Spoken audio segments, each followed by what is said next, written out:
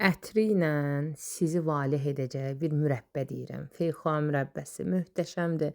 Qeyri-adi, tuş məzə, ləzzətli bir dad sevirsinizsə mütləq hazırlayın. Baxın, nə çox bərk olmamalıdır, nə çox yumşaq olmamalıdır. İri-iri feyxualar seçin, onu qəşəng zolaqlı qabığını soyun. Daha sonra şərbəti hazırlayın. Şərbəti necə hazırlayıramsa videonun alt bölümündə qeyd eləmişəm. Şərbət hazır olduqdan sonra gördünüz ki, pıqq-pıqq qaynayır.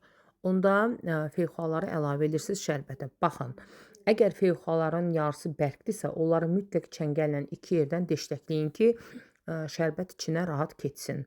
1-2 dənə məndə burada meyvə bərk olduğuna görə mən deşləklədim. Əlavə elədim şərbətə və bir dəfəyə bişirəcəm. Gür xodda şərbət tam hazır olana qədər bişirirəm. Birinci köpüklənəcək, təmiz. Qazı söndürən kimi köpüyü də gedəcək.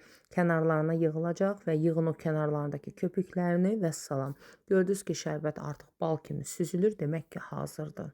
Nəticə çox ləzzətli, tuş məzə, belə ətirli bir mürəbbəsiyə gəlir. Mütləq hazırlayın.